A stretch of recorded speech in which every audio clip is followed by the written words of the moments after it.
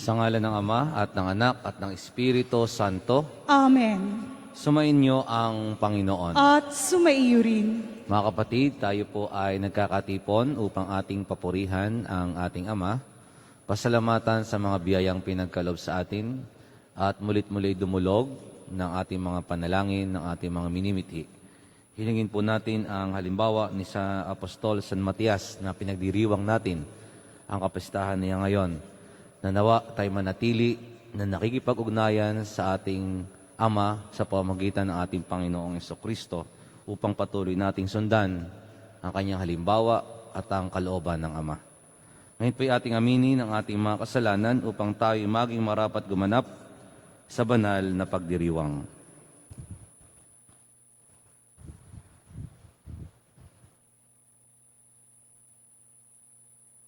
Inaamin ko sa makapangyarihang Diyos at sa inyong mga kapatid na lubha akong nagkasala sa isip, salita, sa gawa at sa aking pagkukulang.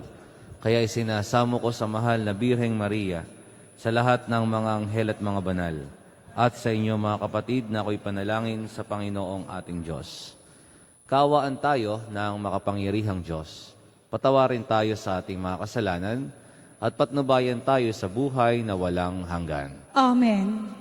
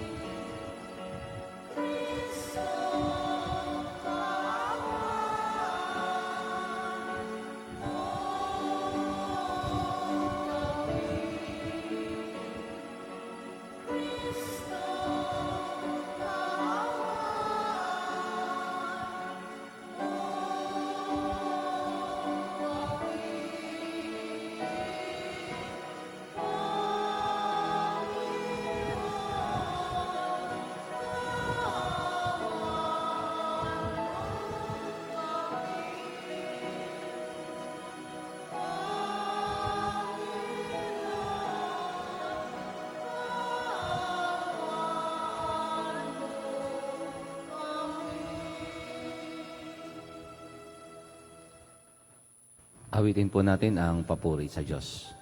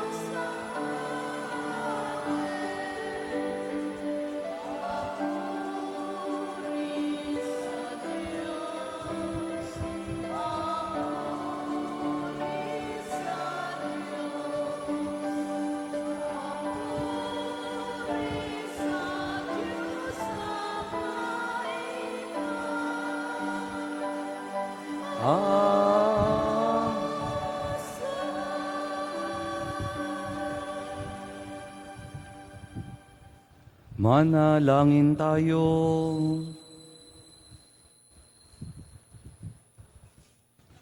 Ama naming makapangyarihan, minabuti mong si San Matias ay mapabilang sa kalipunan ng mga apostol sa pagmamalasakit niya para sa amin. Kami naway marapatin mong mapabilang sa iyong mga hinirang na nagkamit ng iyong pag-ibig bilang nabunot sa kapalaran sa pamamagitan ni Hesu Kristo, kasama ng Espiritu Santo magpa sa walang hanggan. Ang lahat po ay magsiupo.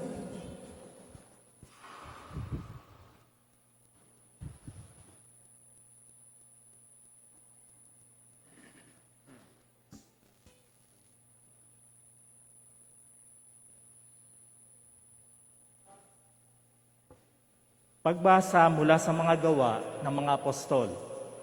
Noong mga araw na iyon, nagkatipon ang 120 kapatid. Tumindig sa harapan nila si Pedro at nagsalita, "Mga kapatid, kailangang matupad ang nasasaad sa kasulatan na sinabi ng Espiritu Santo sa pamamagitan ni David tungkol kay Judas na nanguna sa mga dumakit kay Jesus. Dati, kabilang siya at kasama sa paglilingkod. Ngayon, nasusulat sa aklat ng mga awit, ang tirahan niya'y tuluyang layuan at huwag ng tirhan ni numan. Nasusulat din, gampanan ng iba ang kanyang tungkulin, kaya dapat tayong mamili ng isang makakasama namin bilang saksi sa muling pagkabuhay ni Jesus. Kailangan ito'y isa sa mga kasakasama namin sa buong panahon nakipamuhay sa atin ang Panginoong Jesus, mula nang binyagan siya ni Juan hanggang sa iakyat sa langit. Pumili sila ng 2 lalaki, si Matias at si Jose, na tinaguriang Barsabas at tinaguriang ding Husto. At sila'y nanalangin, "Panginoon, alam ninyo kung ano ang nasa puso ng lahat ng tao.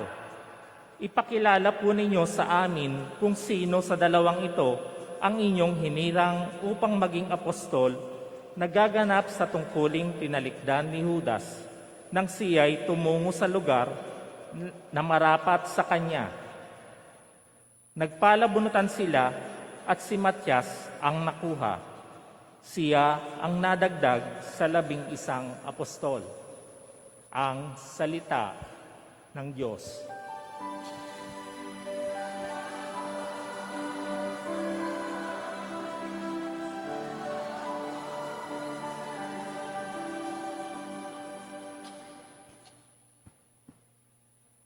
Hirang ng Diyos ay dinangal sa piling ng mga banal. Hinirang ng Diyos ay dinangal sa piling ng mga banal. Dapat na magpuri ang mga alipin. Ang ngalan ng poon ay dapat purihin. Ang kanyang pangalan ay papupurihan, magmula ngayo't magpakailanman. Hinirang ng Diyos ay dinangal sa piling ng mga banal. Buhat sa silangan hanggang sa kanluran, ang ngalan ng poon pupurihing tunay. Siya'y naghahari sa lahat ng bansa, lampas pa sa langit ang pagkadakila. Hinirang ng Diyos ay dinangal sa piling ng mga banal. Walang makatulad ang Panginoong Diyos. Nasa kalangitan doon naluluklok. Buhat sa itaas, siya'y tumutunghay. Ang lupa at langit, kanyang minamasdan. Hinirang ng Diyos ay dinangal sa piling ng mga banal. Mula sa alikabok ang mga mahirap. Sa pagkalugami ay itinataas. Sa mga prinsipe ay isinasama. Nagiging prinsipe ang mga lingkod niya. Hinirang ng Diyos ay dinangal sa piling ng mga banal. Ang lahat po ay magsitayo.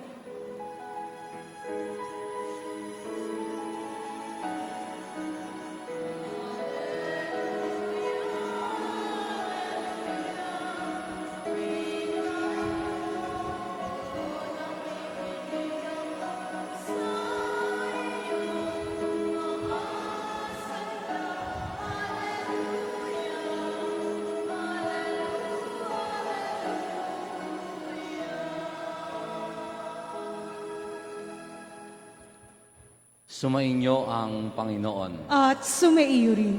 Ang mabuting balita ng Panginoon ayon kay San Juan. Papuri sa iyo, Panginoon. Noong panahong iyon, sinabi ni Jesus sa kanyang mga alagad, "Kung paanong iniibig ako ng Ama, gayon din naman iniibig ko kayo. Manatili kayo sa aking pag-ibig. Kung tinutupad ninyo ang aking mga utos, mananatili kayo sa aking pag-ibig.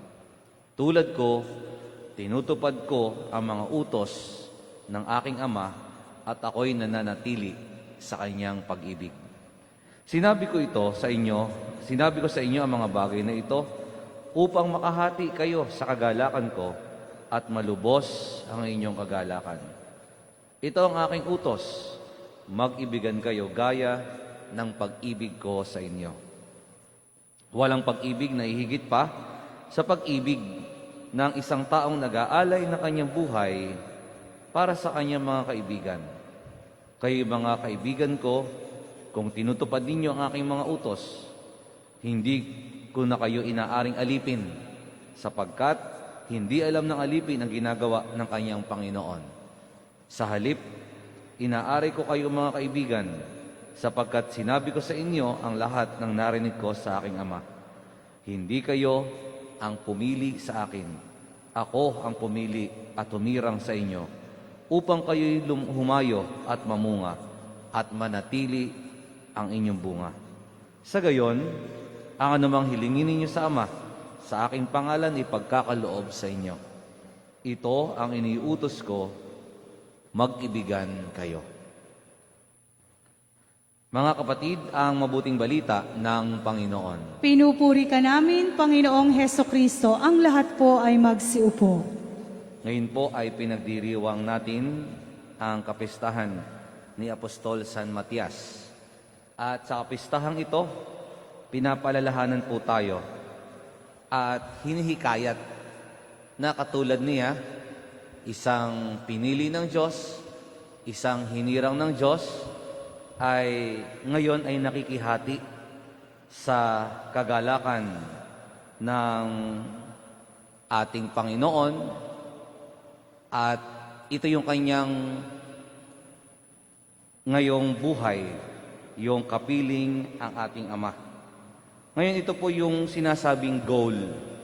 Ito po yung sinasabing hangganan ng mga sumusunod sa kalooban ng Ama at sumusunod sa yapak ng Panginoon Jesucristo, yung makihati sa kagalakan ng ating Ama, ng ating Panginoon Jesucristo, sapagkat kapiling sila ng ating Ama, sapagkat sila ay naging masunurin at sila ay naging matagumpay na lingkod, apostol at disipulo.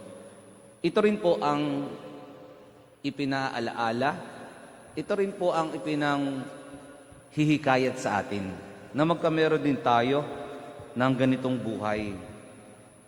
Yung buhay na namumunga, yung buhay na mayroong galak, yung buhay na kapiling ang Diyos, yung buhay na walang hanggan.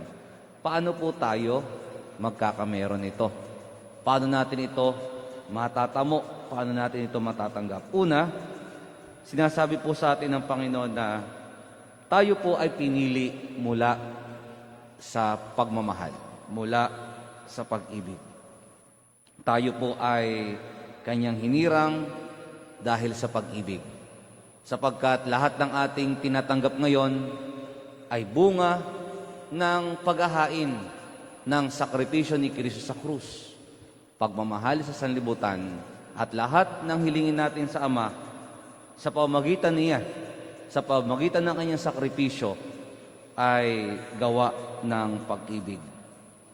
Ngayon po, bilang hinirang tayo mula sa pag-ibig, tayo ngayon ay sinusugo sa ngalan ng pag-ibig.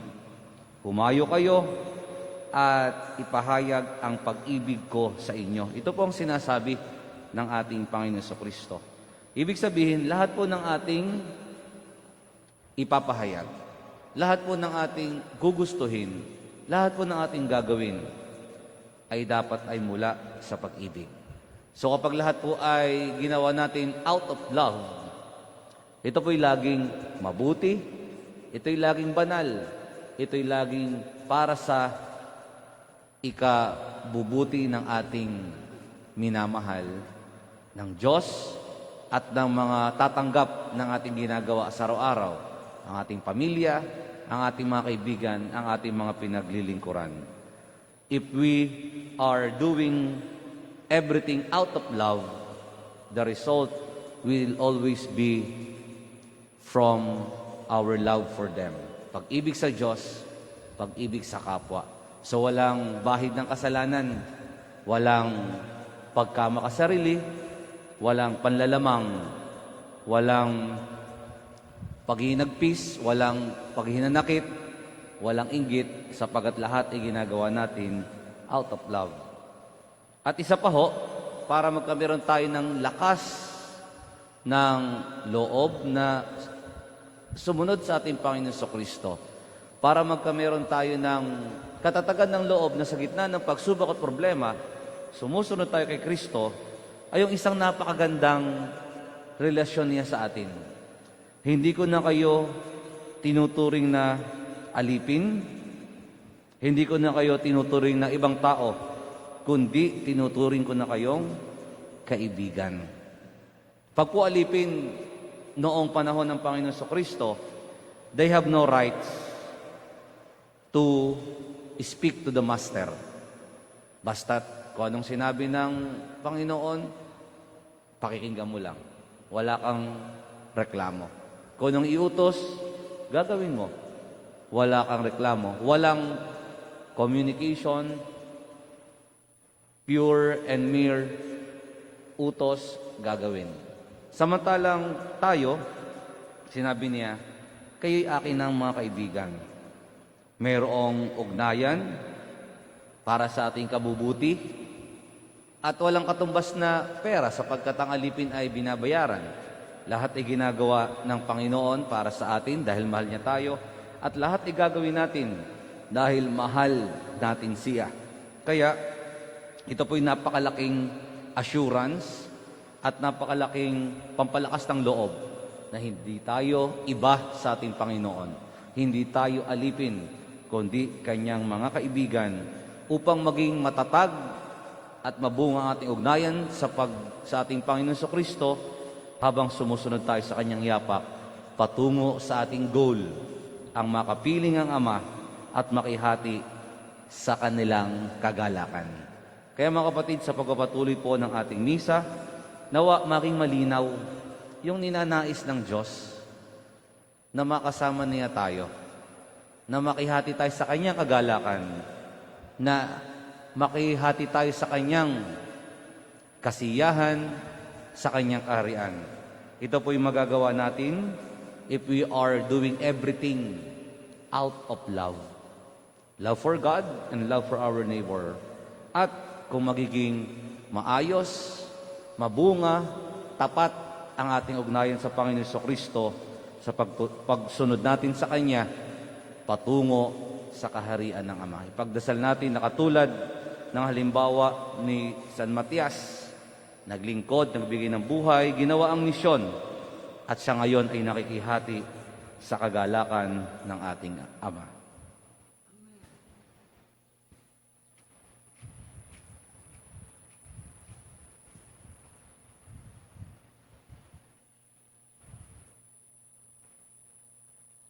Magsitayo na po ang lahat. Pinili ng Diyos si Matias upang maging isang apostol, isang saksi sa muling pagkabuhay. Idalangin natin na matupad ang kalooban ng Ama sa mundo, sa lahat ng lugar at lahat ng gawain. Ang ating po'y tutugon, palakasin mo kami, O Panginoon. Palakasin mo kami, O Panginoon. Ang Santo Papa at mga obispo naway patnubayan ng espiritu ng karunungan, lalo na sa kanilang paglilingkod bilang mga pastol ng simbahan. Manalangin tayo sa Panginoon. Palakasin mo kami, O Panginoon. Ang mga may kapangyarihan, naway maging masigasig sa pagtupad ng kanilang pangakong tutulong sa pagliligtas ng mga kaluluwa. Manalangin tayo sa Panginoon. Palakasin mo kami, O Panginoon. Ang bukasyon ng pagpapari at pagiging relihiyoso sa ating pamayanan at pamilya naway dumami. Manalangin tayo sa Panginoon. Palakasin mo kami, O Panginoon. Ang mga lalaki at babaeng nagtalaga ng kanilang sarili sa Diyos naway magkaroon ng tunay na diwa ni Jesus na makipamuhay sa atin upang maglingkod at hindi ang paglingkuran. Manalangin tayo sa Panginoon. Palakasin mo kami, O Panginoon. Ang mga yumaong tapat sa Panginoon naway makita ang pagliligtas ng Diyos. Manalangin tayo sa Panginoon. Palakasin mo kami, O Panginoon. Diyos naming makapangyarihan, pinili mo kami ng iyong anak at nagbunga ito sa aming mga buhay. Ipagkaloob mo ang mga kahilingang inilalapit namin sa tulong ni San Matias sa pamamagitan ni Kristo na aming Panginoon. Amen. Ang lahat po ay magsiupo.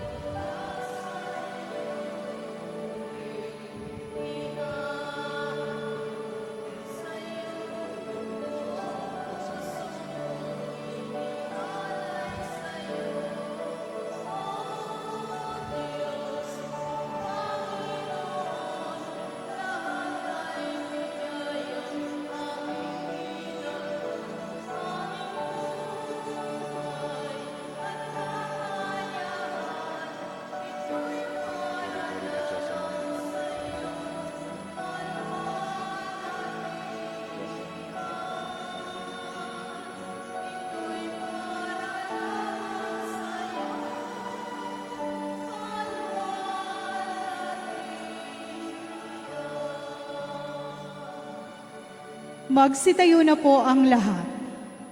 Manalangin kayo mga kapatid upang paghahain natin ni kalugdan ng Diyos amang makapangyarihan. Tanggapin nawa ng Panginoon itong paghahain sa iyong mga kamay, sa kapurihan niya at karangalan sa ating kapakinabangan at ng buong sambayanan niyang banal.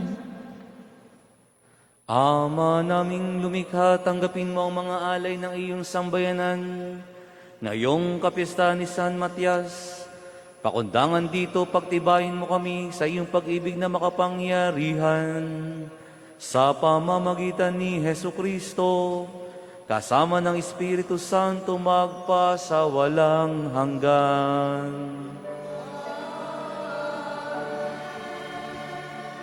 Sumainyo ang Panginoon.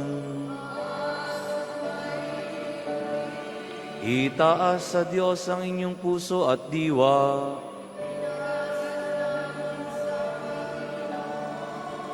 Pasalamatan natin ang Panginoong ating Diyos.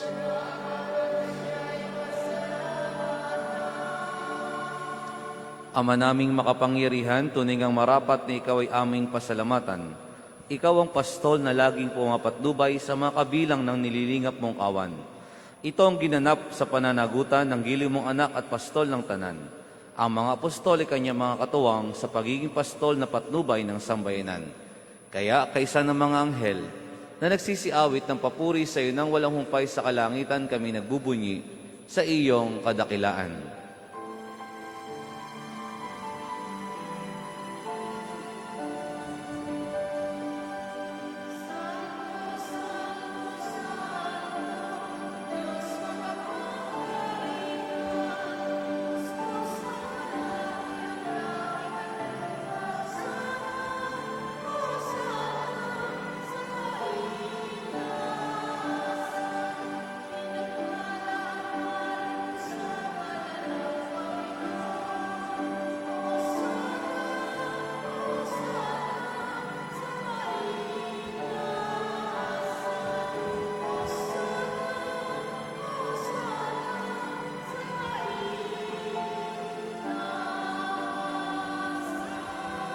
Ang lahat po ay magsiluhod.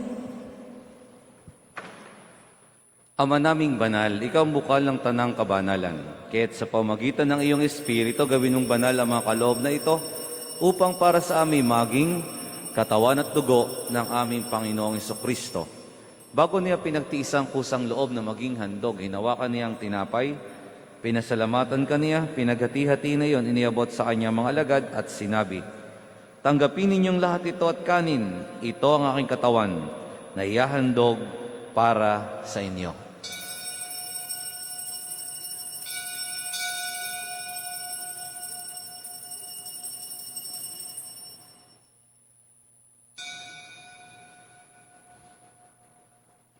Gayun din naman, nang matapos ang hapunan, hinawakan niya ang kalis, muli kanyang pinasalamatan. Iniabot niya ang kalis sa kanyang mga alagad at sinabi, "Tanggapin ninyong lahat ito at inumin. Ito ang kalis ng aking dugo ng bago't wala hanggang tipan. Ang aking dugo ni bubuhos para sa inyo at para sa lahat sa kapagpapatawad ng mga kasalanan. Gawin ninyo ito sa pag-alaala sa akin."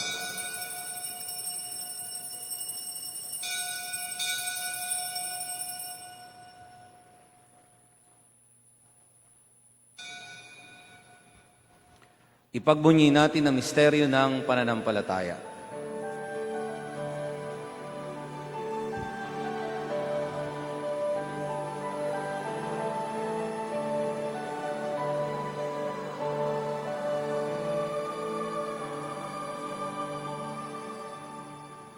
Ama, ginagawa namin ngayon ang pag-alaala sa pagkamatay at muling pagkabuhay ng iyong anak.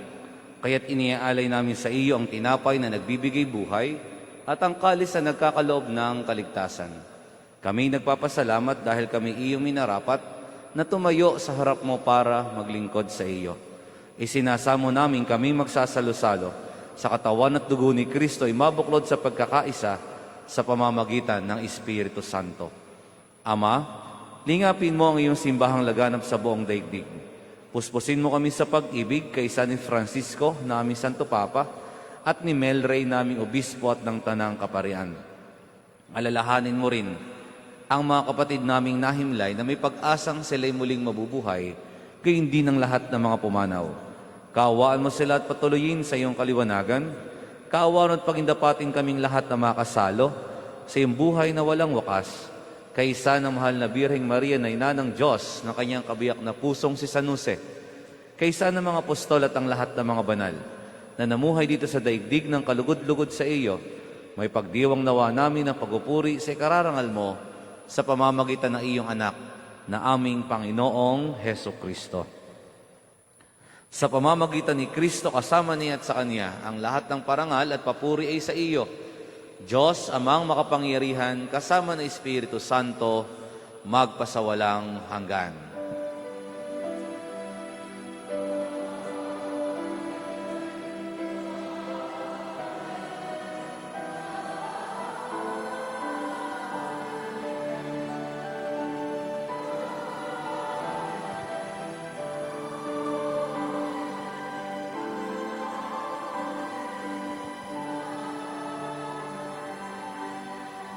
Ang lahat po ay magsitayo.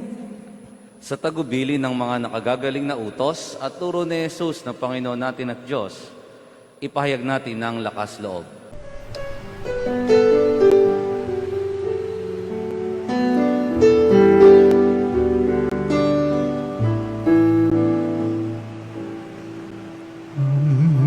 Namin sumasalang ka, sambahin ang ngalan mo, mapasamin ang kaharian mo, sundin ang loob mo dito sa lupa para ng sa langit. Bigyan mo po kami ngayon ng aming kakanin sa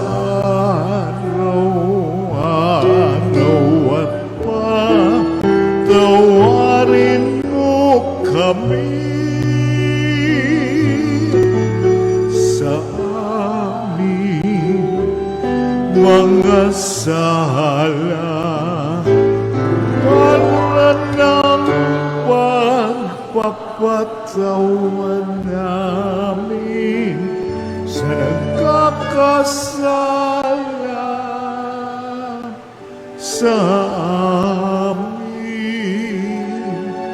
At huwag mo kaming ipagdulot sa tukso,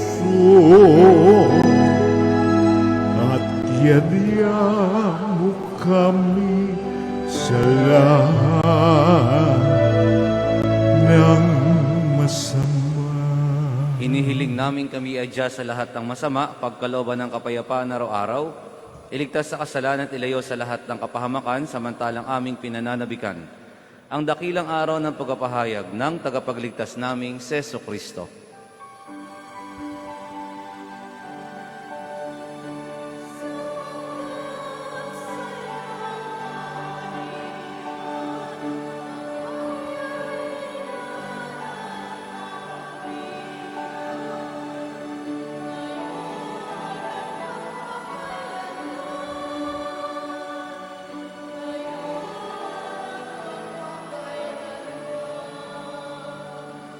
Panginoong Kristo, sinabi mo sa iyong mga apostol, kapayapaan ang iniiwan ko sa inyo, ang aking kapayapaan ang binibigay ko sa inyo. Tungayan mo ang aming pananampalataya at huwag ang aming pagkakasala. Pagkalooban mo kami na kapayapaan at pagkakaisa ayon sa iyong kalooban, kasama ng Espiritu Santo magpasawalang hanggan. Amen. Ang kapayapaan ng Panginoon ay laging sumainyo. At sumaiyo rin. Magbigayan kayo ng kapayapaan sa isa't isa.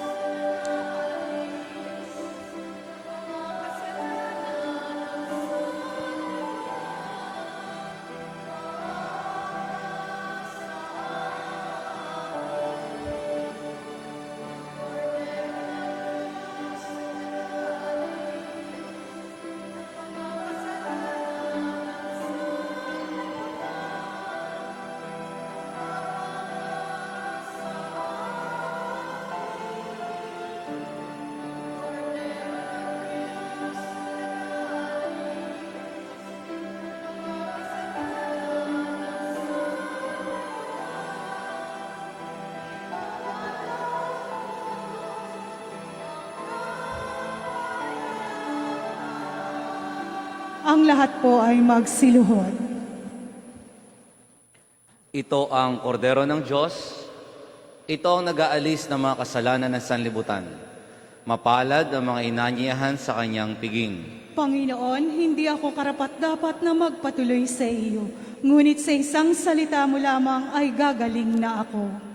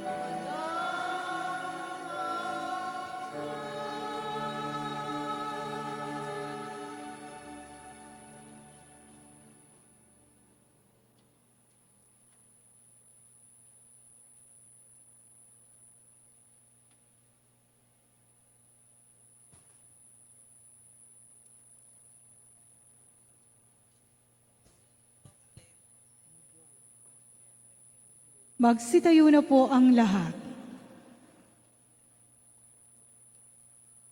Manalangin tayo. Ama naming mapagmahal, ang iyong angkan ay lagi mong pinapagsasalo sa banal na paikinabang. Bilang tugon sa pagdalangin ni San Matias para sa aming kapakanan, marapatin mo ang bunot naming kapalaran, ang pamumuhay kapiling ang mga banal sa iyong kaliwanagan.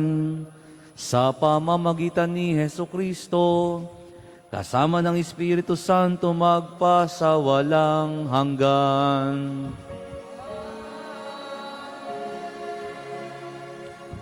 Para sa panalangin at pagbabasbas, inaanyayahan po sa unahan ang mga nagdiriwang ng kanilang kaarawan ngayong araw na ito, nagdiriwang ng kanilang anibersaryo ng kasal, nakatakdang maglakbay at sasailalim sa pagsusulit. Isusunod po ang panalangin at pagbabasbas ng mga religious articles. Maraming salamat po.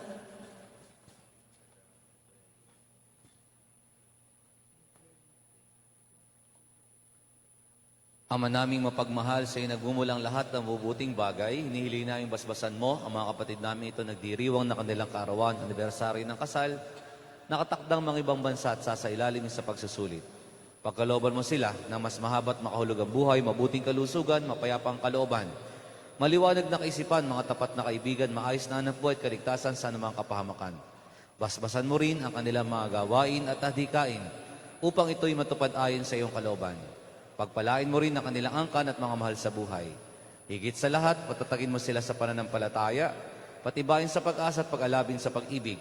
Hinihiling namin ito sa pamamagitan ni Kristong aming Panginoon. Amen. Naway gawaran ng Diyos ng pagpapala ang mga kasangkapan sa panalangin upang mga ito'y maging gabay sa pagtahak sa kabanalan, paghahangad ng buhay sa kalangitan.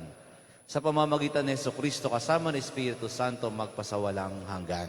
Amen.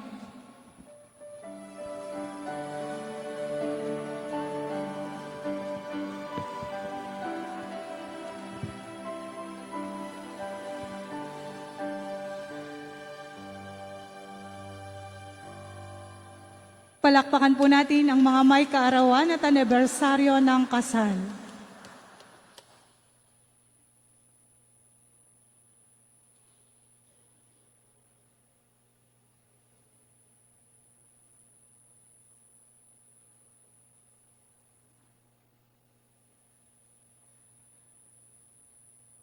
Magsitayo na po ang lahat.